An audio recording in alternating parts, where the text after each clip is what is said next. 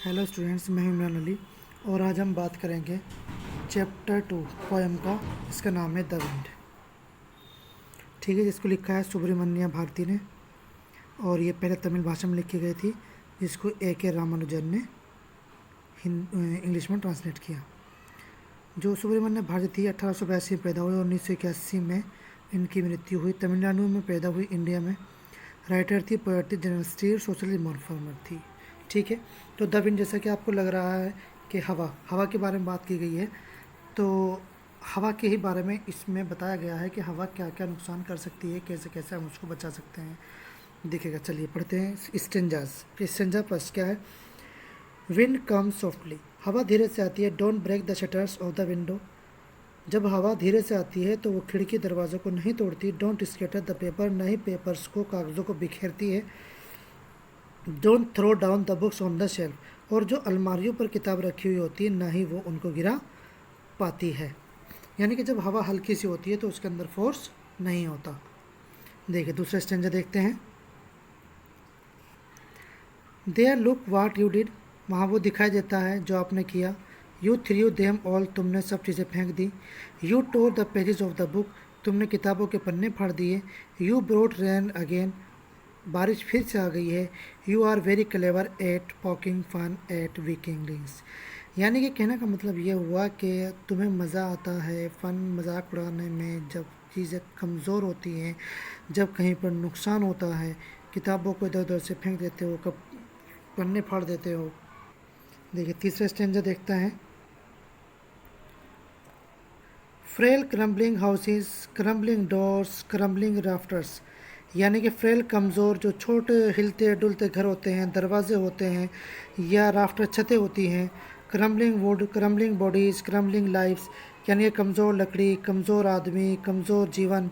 Crumbling hearts, the wind god winnows and crushes them all, और कमज़ोर दिल, यानी कि इनमें से कोई भी चीज़ जो कमज़ोर होगी उसको जो हवा है वो बिखेर देती है, क्रश कर देती है, तोड़ देती है, फोड़ देती है।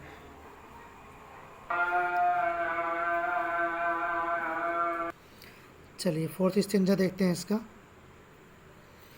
ही won't do what you tell him, वो नहीं कहते जो तुम कहते हो। सो कम आओ, लेट्स बिल्ड स्ट्रॉन्ग होम्स, मजबूत घर बनाएं।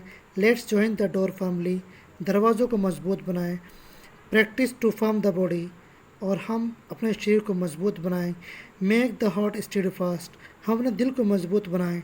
डू दिस, ऐसा करो, and the wind will be friends with us, अगर तुम ये काम करते हो, घरों को मजबूत बनाते हो, घरों को मजबूत बना के दिल को मजबूत बनाते हो, अपने शरीर को मजबूत बनाते हो, हर चीज़ के अंदर अगर मजबूती है तो वो जो हवा है जो नुकसान पहुंचाती है वो नुकसान नहीं पहुंचा पाएगी, वो हमारे दोस्त बन जाएगी। पांचवा स्टेंजा देखिए। The wind blows out weak fires, हवा जो होती है वो जो आग होती है कमज़ोर, उसे बुझा देती है। ब्लो आउट, बुझा देना।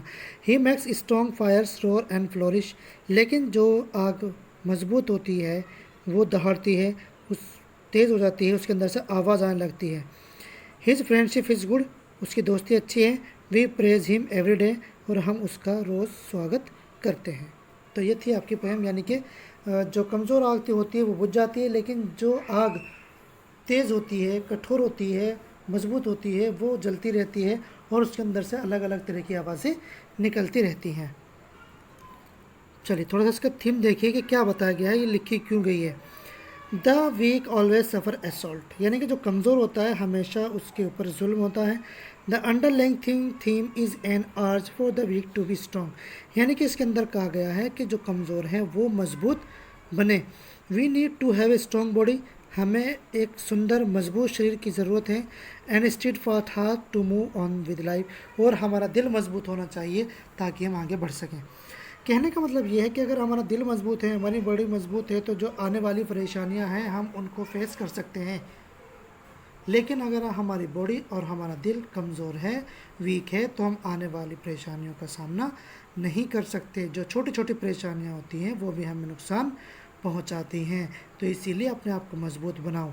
यहाँ कंपैरिजन किया गया है जीवन का अपने घरों से, यानी कि घरों को मजबूत बनाओगे तो आप रह पाएंगे, अगर घर मजबूत नहीं है तो आप नहीं रह पाएंगे। इसी तरीके से अगर आपकी बॉडी मजबूत है, शरीर मजबूत है, तो आप जी पाएंगे, वरना नहीं जी पाएंगे। ठीक है, उम्मीद है आपको पोएम समझ आई होगी। किसी को पोएम समझ ना आई हो तो वो बता सकते हैं, मुझसे कांटेक्ट कर सकते हैं। Thank you.